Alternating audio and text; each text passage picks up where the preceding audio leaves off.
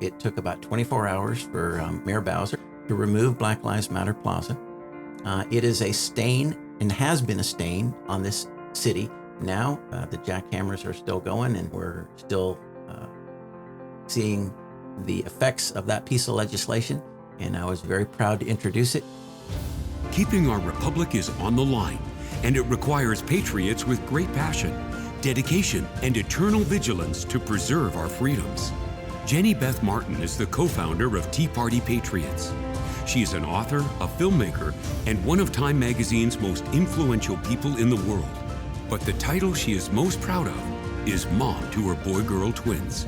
She has been at the forefront, fighting to protect America's core principles for more than a decade. Welcome to the Jenny Beth Show. We are joined today by Georgia Congressman Andrew Clyde, and he is going to talk to us about what's happening right now on Capitol Hill with government spending and how we can help advance President Trump's agenda with the budget and the reconciliation process, which sounds like Greek to so many people. Thank you so much for joining me today, Congressman. Well, thank you very much. It's always great to be with you, and always great to talk to the conservative base. Now, before we get into the reconciliation process and all of that, Black Lives Matter Plaza in Washington, D.C., it's no longer a thing, is it? No, it has pretty much gone away, or is in the process of going away right now. I was there a couple of weeks ago, and the jackhammers were out, and the bulldozers were out, and you could see that Black Lives Matter Plaza was being removed from 16th Street. And it was, I guess, one of the fastest enactments of a piece of legislation that never became law. And what legislation was that? How did this happen? Well, we introduced on March the 3rd a piece of legislation that told the mayor of Washington, D.C., that you will remove Black Lives Matter Plaza, or you will suffer a 50% cut in your transportation budget, which was about $160 million. And we have the right to do it, and we have the votes to do it. And so it took about 24 hours for Mayor Bowser, and I credit Mayor Bowser with realizing that this is not a fight, that this is not a hill that she wants to die on. To remove, so she decided within 24 hours to remove Black Lives Matter Plaza. It is a stain and has been a stain on this city. Black Lives Matter is an organization that stands for divisiveness. It is a defund the police organization, and we are not a defund the police nation. They get a free 2-block-long billboard for their organization, courtesy of the public, and it's a block away from the White House. Can you imagine having your address Black Lives Matter Plaza for those businesses that are on those couple of streets? Terrible for them. And but that's what happened. And now the jackhammers are still going, and we're still seeing the effects of that piece of legislation. And I was very proud to introduce it, and I'm very happy that it has literally been enacted into law without ever being voted on or passed into law. Congratulations. It's amazing. And very quickly, 24 hours. Yeah, 24 hours. The mayor made the decision in 24 hours and said that she had more important things to worry about. And I'm like, great, fantastic. Let's get rid of this. It was it's an example of, when Wayne Gretzky said, you miss 100% of the shots you never take. Well, this is one of those shots that we decided to take, and lo and behold, we hit the bullseye. That is amazing. Very good. And so you have been in Congress this is your fourth term? Third term. So and 4 years.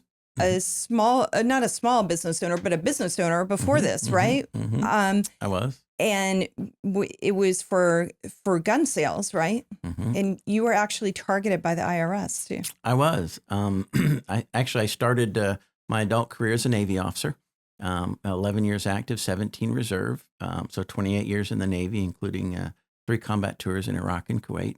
But in left active duty in 1996, actually retired in 2013, but it was in 2013 when the IRS came against my business. And I do have a small business. It's 2 locations in Athens, and Warner Robins, Georgia, two gun shops. And they came against me and confiscated $940,313 from my company's bank account, which at the time was almost everything that we had. It was April the 12th, a day for me that will live in infamy, when the IRS agents came in and notified me that they had seized through civil asset forfeiture that amount from our bank account. April 15th was 3 days later after we'd paid our taxes for the 2012. Then we had nothing left. In fact, I had to actually go borrow almost $100,000 just to continue payroll and to pay the accounts payable that were coming due on a regular basis. So we went and we challenged the IRS and said, what's the problem here? This money is legally earned and properly reported. And after about 3 or 4 weeks, they came back and they audited me for 4 years, both personal and business. And they came back and said, yes, we agree. It's legally earned and properly reported, but we're not going to give it back to you. So I had to sue them, had to take them to court. And we eventually got our money back, but it cost me $150,000 to do it. We got it back in September of 2013. So from April to September, it was basically you're on your own. What they tried to do was to literally starve me to death and make me accept their offer, where they offered me a deal to give back $615,000 if I would forfeit $325,000 to them. For what? I had done nothing wrong. This was extortion, in my opinion.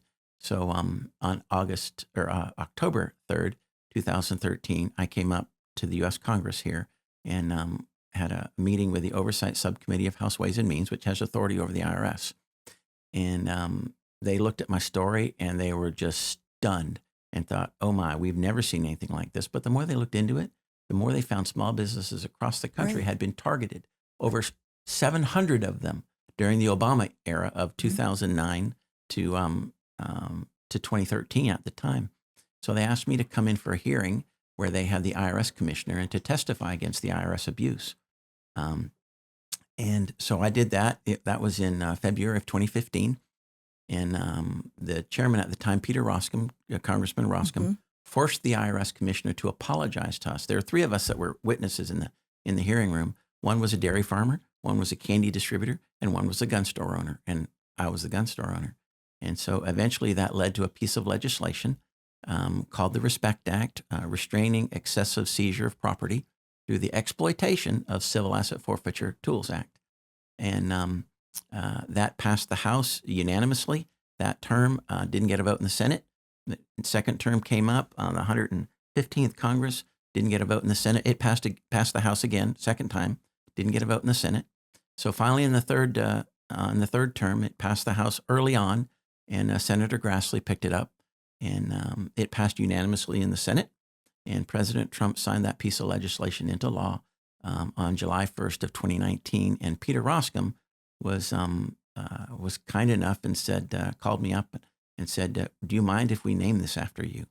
And I said, sure, you can do whatever you want. I won't say no. And so he named it after the 3 of us that testified. So it's actually called the Clyde-Hirsch-Sowers RESPECT Act. That's amazing. Yeah. But it's also horrible. And let's put something in a perspective here. So this happened to you in April of 2013. Correct. On Mother's Day weekend, on the Friday before Mother's Day of 2013, that's when Lois Lerner admitted she was targeting Tea Party groups. Yeah. And then months later, we learned that the IRS was more likely to personally audit and target donors of the Tea Party to Tea Party groups.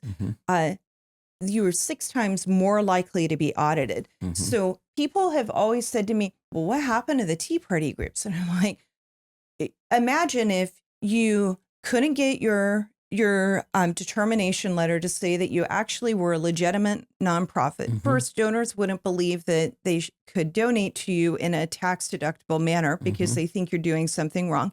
Second, your donors are 6 times more likely to be audited. Third, they're coming up to you around the entire country with stories like what you just described But the gun store owners were especially egregious because there was something, I think that was the First and Second Amendment violation going on there. And it took years for you to get it worked out, months to get it worked out. There are other businesses all across the country going through the same kind of thing.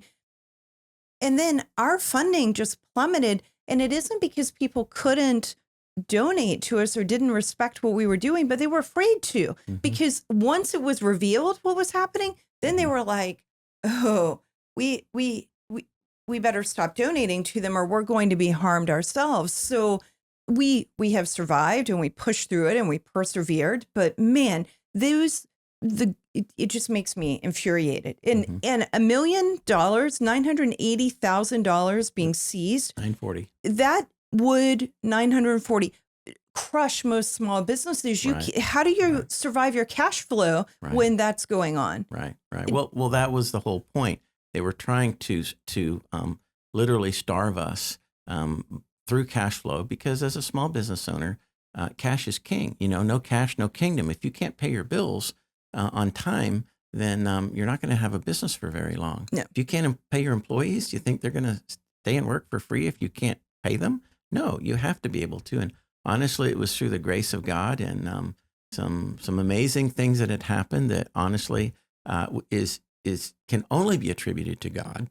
All right, to preserve that preserved my business, and then literally through the 6 years that it took to get this enacted into law, created one of the most amazing success stories where the IRS takes what you have, seizes it, you get it back, and then you take away their authority through legislation to ever seize legally earned and properly reported money ever again through civil asset forfeiture. And I mean, it's a complete turning of the tables on the IRS. And but it gave me such an incredible story that the people in the 9th District, when our previous Congressman, Doug Collins, who is now the VA Secretary, all right, when he left office, gave me the opportunity then to run for office. And the folks in the 9th District just said, wow, this is a guy who beat the IRS, who stood up against them. This is the person we want, and he'll fight for us. And that is one of the things I love about being in Congress, and that is the opportunity to fight for the people, the conservatives, to fight to get us back to a constitutional republic, and the idea that the founding fathers had of the way this government should work, to get us back to those principles, and not that the people serve the government, but the government truly serves the people. And that's why I thoroughly enjoy what I'm able to do, and it's an honor to serve the folks of Georgia's 9th District. I'm so glad that you are in Congress, and I think that what happened to you prepared you to be a better congressman than most people would be, because you understood the legislative process, you understood it takes time, you understood what it takes to get votes lined up, and you understood that these laws make a difference in people's lives. It does. And that one made a positive difference, but there are many that make a negative difference. Yeah, that's true. So let's talk about what's happening right now with the process that we're in. There's a lot of talk about reconciliation, and some people may not even know what that word is. They've just heard President Trump say he wants one big, beautiful bill, and they don't really know what that means. Can you kind of talk through the process that we're going through right now? Sure. Well, first, I'm on the Appropriations Committee. All right. There are two types of funding in the federal government. One is discretionary funding, which is the appropriations process. It funds all of the three-letter agencies of the federal government: DOD, Treasury, Department, you name the department, Commerce, Department of Commerce, Department of the Judiciary, Department of Justice. All of those different departments are funded through appropriated funds.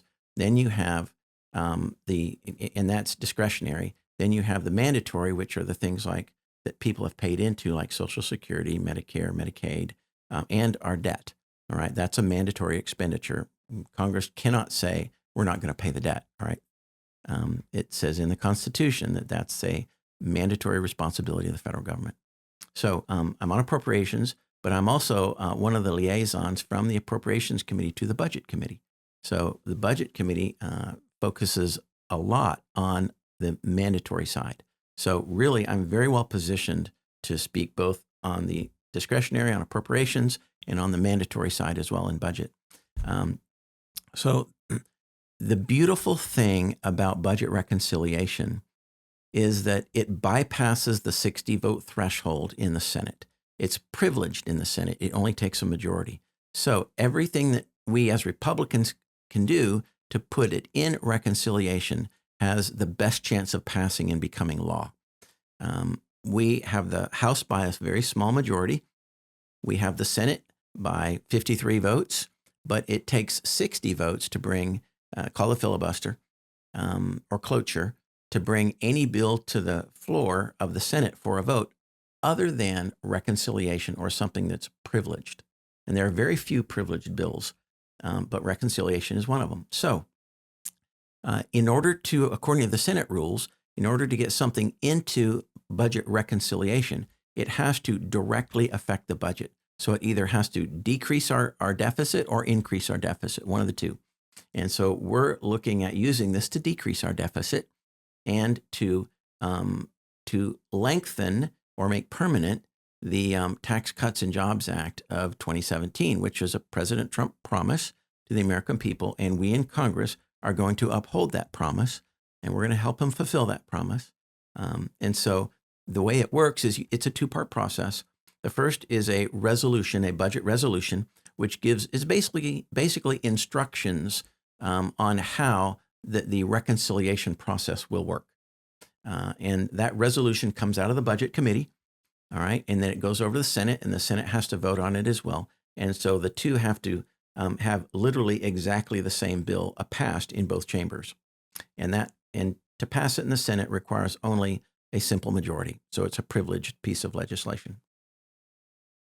So we in the Budget Committee, we worked very hard to get a true resolution that did not increase the deficit or the debt one little bit, but it did lengthen or make permanent the Tax Cuts and Jobs Act that President Trump has wanted. You know, if we don't do that, if we don't extend these tax cuts, you're going to see on average a 22% increase in taxes for the average American. Small business owners can see their taxes go up to right about 40%, which would be devastating to the American economy. So in the budget resolution that unlocks the process for reconciliation, all right, and the resolution are instructions like to the Ways and Means Committee, all right, you have to increase the tax cuts, all right. To other committees, you have to decrease spending. So it's and it gives each a monetary amount for which they have to comply. And I think Department of Justice was decreased spending by like $50 billion. Commerce Department was something like decreased spending by like $230 billion. Department of Education, all right, was another large decrease in spending. And I'm very happy that the president signed an executive order to eliminate as much as can be eliminated in compliance with the law, the Department of Education. I think that has been something that has needed to happen for a very long time. Even Ronald Reagan talked about doing that back in the 1980s when Department of Education was only signed into law or by executive order, I believe, by Jimmy Carter in '79. So you have these different instructions to these different committees to either increase the tax cuts or lengthen the tax cuts or decrease spending. We think that the tax cuts will cost about $4.5 trillion over 10 years, all right? And we're working on spending cuts of $2 trillion over that 10-year window. So there's a $2.5 trillion delta there between the two. And the Congressional Budget Office has told us that for every 1% increase in the gross domestic product, that equates to about $3.3 trillion of revenue going into the federal government over a 10-year budget cycle. So with GDP going up about, we think about 0.75%. That equates to that delta of $2.5 trillion. I know I'm talking a lot of numbers, and I hope y'all are following me. But so the 2.5 trillion of economic growth and the 2 trillion of spending cuts equals the $4.5 trillion that are going to be needed for the tax cuts. So they balance out. In fact, actually, I'm hoping that we can actually reduce the deficit by a little bit while we reduce taxes and reduce spending. So that's kind of the process. We in the House have passed the resolution, that bill that we worked on so hard. Now it's up to the Senate. And once the Senate passes it, and I'm very hopeful that they'll pass it here in the next couple of weeks, then we begin the really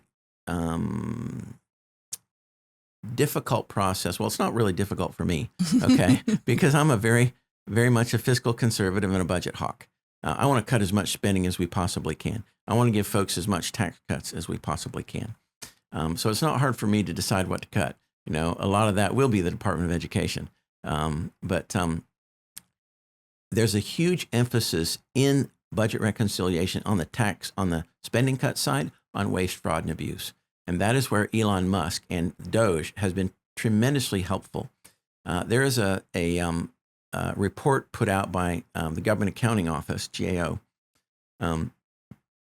that the amount of waste and fraud actually simply in Medicaid is over $50 billion a year. That's an incredible amount. So $500 billion over the 10-year budget cycle. So, you know, that's a tremendous amount of savings that we can make happen if we will only enact greater reform and restraint on the spending that the federal government does and how it's accounted for. You know, we saw Elon Musk, he showed us that over 20 million people in the Social Security database are over 115 years old. There's nobody in the United States over 115 years old, all right? He showed us that in the Small Business Administration that there were $333 million worth of loans to people, to children, those under the age of 11, $312 million worth of loans to those over the age of 115. There's nobody over the age of 115. You put those two numbers together, you're over $600 million of loans that went out to people that, guess what, never have paid back one penny. Well, those are fraudulent loans because they didn't go to those people. Half of them were dead, and half of them are children that do not qualify for, you know, a Small Business Administration loan. So with the help of Doge, the different branches, the secretaries, can significantly reduce the fraud in government. And that's the whole point. I want taxpayers to be confident that the money that they're sending to the federal government is used in the most efficient way possible, and that the federal government is the smallest it can possibly be to effectively accomplish the goals that the Constitution sets out for the federal government. Just remember this: the states created the federal government. It's not the other way around. And the states gave the federal government certain authorities. It's in Article 1, 18 enumerated powers. Outside of that, federal government does not have that authority. You know, the 10th Amendment says anything not specifically delegated to the federal government is reserved to the states or to the people. So, you know, we in the federal government are limited by the Constitution, and we need to stay within those bounds. And I think the president and Elon with Doge highlighting all these areas of fraud and abuse give the president tremendous ammunition to curtail the size, scope, and cost of government. So I hope that answers a little bit. It does. So I want to go back and ask a couple things. Let's clarify something on the numbers just in case people did not catch up. Right. So it's 4.5 trillion in tax cuts. That's the cost. That will be the cost of the tax cuts, correct? Because when you cut taxes, you cut revenue into the federal government. So there's a cost to that. Okay. And economists would argue that it ultimately, though, the government winds up getting more revenue because of the growth in GDP. Right. So, more revenue that they're currently getting. Correct. Right. So So when you say the cut, what it seems to me one of the things that you're saying when you say that is that you mean the immediate cash flow change. Correct. Is that right? Because Right. we're still going to the government will wind up getting more revenue with lower tax cuts, which is strange to some people. They don't understand, but I've been explaining it. Like if you had a pie that's the size of the diameter of this pen and you're getting a quarter of this, it's still a small amount, but it's a quarter. So you're getting a quarter of it and you decrease it to like 10%. It's going to be very small, but because you've decreased it to 10%, the diameter grows. So now you're getting 10% of this. Right. So Exactly. this 10% is much bigger coming in. So when you so you're acknowledging that, and I think it's important That's right. for some of the people who have been going, wait, the people in the House Freedom Caucus are saying that it costs. You're talking about the immediate cash flow change to the government, That's and right. we have to acknowledge that there is a change, and there will be a shift before that. The growth in GDP. Now, Right. why does the pie grow? The pie grows because people are keeping more of their own money.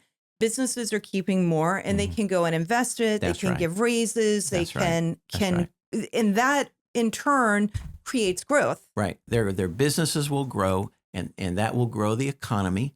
All right. So therefore, just like what you said, we took a section out of that pie. Okay. It's called tax cuts. Well, that helps the pie grow. And when the pie grows, the growth of the pie is much larger, even with the section out of it, all right, than the pie was before. Okay. Now, but in the immediate time frame, the section of pie that comes out, all right, the tax cuts, all right, is partially made up by spending cuts. Got it. We put back some of that based on the $2 trillion of spending cuts that is the goal of the budget resolution, all right, to be written into the budget reconciliation, which is the actual legislation that makes it happen. Okay. And then when you were saying, and I think I have the numbers right, that 1% increase in gross domestic product Right. equals a $3.3 trillion increase in revenue back in. That's correct. And that's the part that we're talking about with the growth of the economy, but it takes Right. a bit longer, which Right. is why they counted over 10 years instead of one. Right. It's a budget window of 10 years. Right. Okay. That all makes sense to me, and I got the numbers down. So Yep, I you hope did. that going back through that makes sense. The waste, fraud, and abuse that Elon Musk is doing. I think there's one other thing that he's doing, which I suppose kind of would be it qualifies as waste, but it's duplicative programs and processes. Yes. So yes. when Linda McMahon announced cuts in the Department of Education, one thing that really stood out to me is that I think there is a person who has a position of strategic communications. I think that was one of the positions they highlighted, but there are like 7 people who have that. So they're kind of downsizing that. So they don't have so many people with the exact same title within different departments or divisions of the department. But also, there are people who are like, oh no, what about school lunches and school breakfast? But that's actually happening through the Department of Agriculture, right? That's correct. That's true. And then also the focus here is when we get rid of the Department of Education, and just remember, our students, since the Department of Education came about, all right, we have spent more per student than literally any other country in the world. But yet we're not the first in learning or reading or performance by students. Well, actually, we've gotten worse. And so, in fact, I saw a statistic yesterday that 60% of 8th graders, all right, do not even come up to a 4th grade reading level, which is incredibly wrong. Right. So we have spent so much money, but yet we don't have the benefit for it. And then you have these 4,000 plus employees of the Department of Education who on average have salaries way over $100,000 each. So there's a tremendous amount of overhead in the Department of Education where we can simply take the money and send it to the states and allow the states to use it as the states see fit. Because to me, education of our students should be in the hands of our parents and of the school boards, all right? And at the very highest level, the state, not the federal government. In the Constitution, which created the federal government, there is no authority over education whatsoever. That is something we have stolen from the states, and it needs to go back. And I think that's very important what you're seeing. So we can look at the outcomes and talk about that, but the root is that we have to look at the proper constitutional role of government. That's correct. Okay, very quickly, two other quick questions, because I know you have a hard break, and we're on Capitol Hill, and you've got to be able to go to your meetings. I do. The House has passed the budget resolution. It goes to the Senate and passes, and then what happens next? Okay, once the resolution passes, then the instructions are confirmed. Mm-hmm. All right, they're put into law, into the resolution, and then those instructions go to the House committees and to the Senate committees and say, okay, now find these cuts. Got it. All right, on the cutting the spending side, all right, $2 trillion worth of cuts over 10 years, and on the tax cut side, it's like, okay, now let's look at all of these tax cuts and what it will take to make them permanent, and let's enact them. So the spending cuts, the growth in GDP, and the tax cuts over here need to balance out. All right, and that's going to be the job of the various committees to make that happen. And they're going to have probably a couple of months to do that. And then they put it all back into one big, beautiful bill. Exactly. And then it'll pass the House. Pass the Senate. The president will sign it into law. It bypasses the filibuster in the Senate. So the Democrats, literally, it's truly a Republican-only exercise. Okay. And the Democrats literally have no ability whatsoever to stop it. And is this all a function of mandatory spending because it's coming out of the budget committee? Yes, it is. It is mandatory spending within the reconciliation package from the instructions. There is a little bit of money that is going to the border, all right, for border security, to the Department of Justice for border security as well, and then to the Department of Defense to increase our defense spending. And the reason they're doing it on the mandatory side is there has always been this dynamic on the discretionary side of if we increase $1 of spending in defense, then there's an increase of $1 on the domestic spending side, all right? We don't need to do that. We need to break that cycle. And so we're going to take a little bit of money and put it into the mandatory side for the Department of Defense. So we don't have to be increasing the domestic spending. And that would be mandatory then, presumably from here on out, or until a future Congress changes it. That's correct. Okay. Then the last thing, and maybe this is twofold, but then what happens to cuts in the discretionary side, and what is a rescissions package? Okay. I'm believing, because we now have Russ Vogt as OMB director and Dan Bishop as a deputy director, both of whom I know very, very well, and they're both fiscal hawks, and they will ensure that this government spends money as efficiently as possible. So I believe that you will see a reduction, maybe back to 2019 levels, pre-COVID levels of government spending on the discretionary side, and that's all the three-letter agencies that we're all familiar with. And then, so I'm looking forward to that. And we, on the Appropriations Committee, have committed to whatever the president's budget, that lower budget that we're expecting, comes out, then we're going to write our appropriations to that budget, because I trust the people in OMB. Now, and then let's see, what else did you ask? Rescissions. Oh, rescissions, right. When it comes to rescissions, the president has the authority under the 1974 Budget Act to send to Congress a list of rescissions that he wants, where he wants spending reduced. And I believe, and that also is a privileged piece of legislation. So I'm looking forward to, after the budget resolution, or the reconciliation rather, that piece of legislation is passed, I'm looking forward to seeing what rescissions the president is going to send to Congress and ask Congress for.